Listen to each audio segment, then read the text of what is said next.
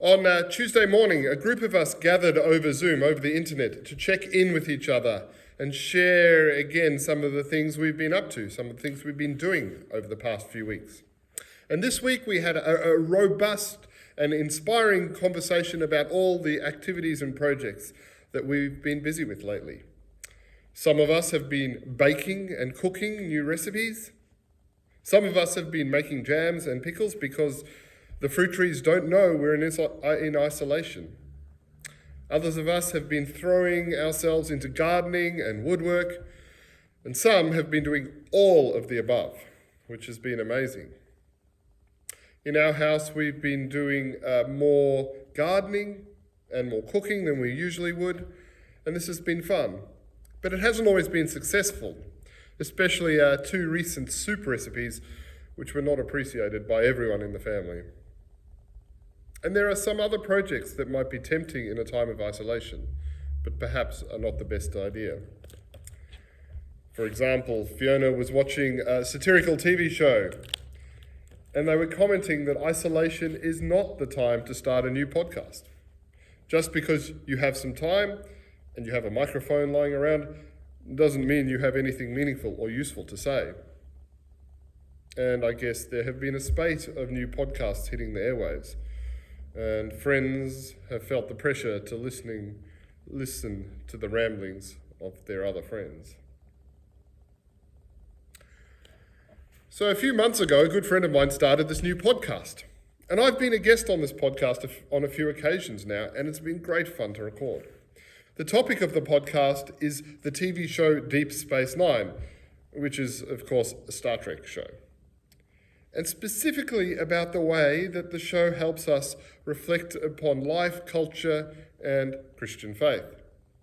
And it has been amazing to see the way in which the story of an isolated outpost on the edge of the galaxy becomes a hub for meeting new cultures and learning new ideas.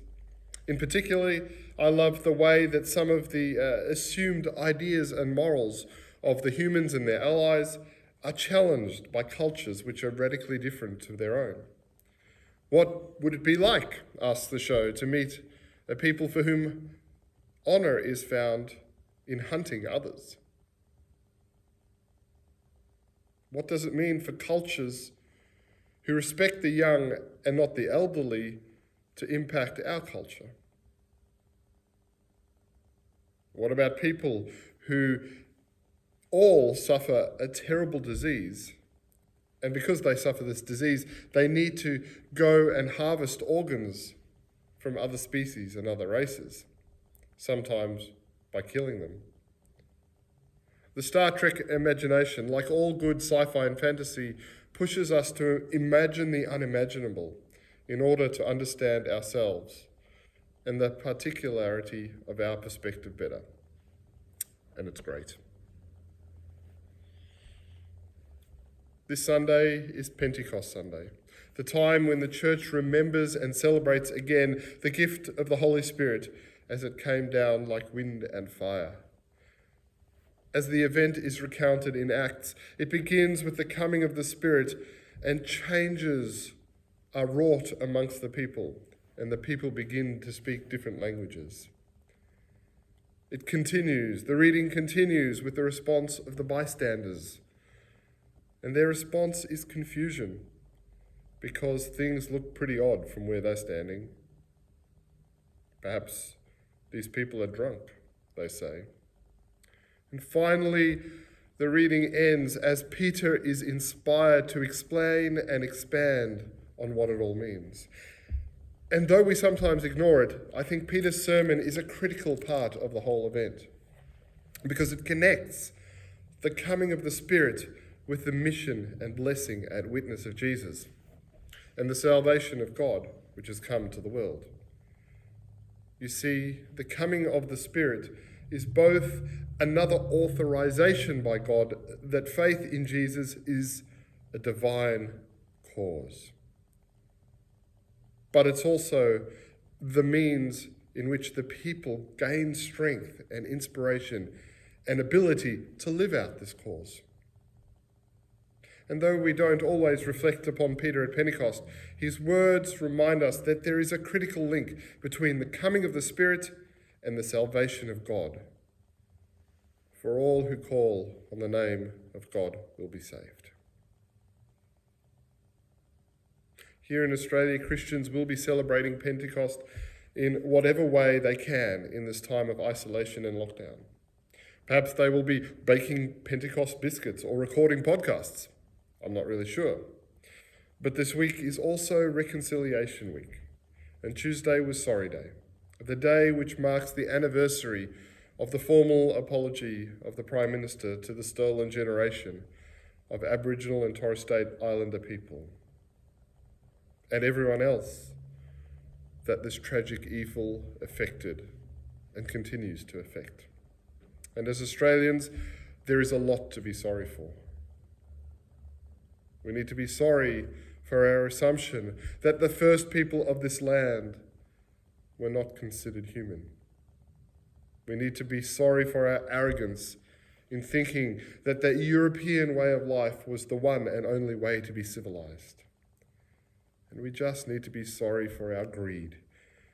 The greed that meant we felt that we had a right to just take this vast tract of land.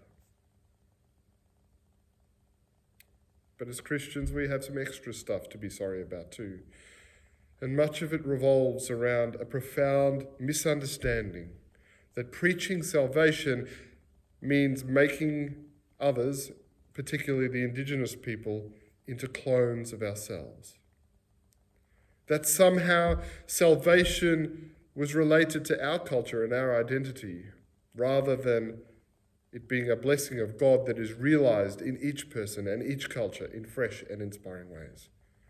We need to be sorry because we have completely ignored the blessing of the Holy Spirit at Pentecost, where the diverse and the different, where different languages and cultures, where different peoples are elevated because of the truth that the gospel can take root in all sorts of different ways. And because we have not done so in Australia so often, we as a church have been worse for it. In our attempt to make others just like us, we have so often closed the door to God changing us through others. And that is something to be truly sorrowful about. And we are reminded again today on Pentecost that if we are going to find salvation, it will come from difference.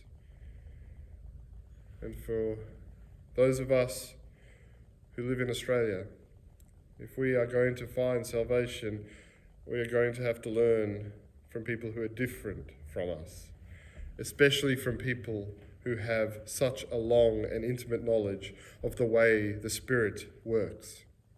Tens of thousands of years of knowledge, in fact.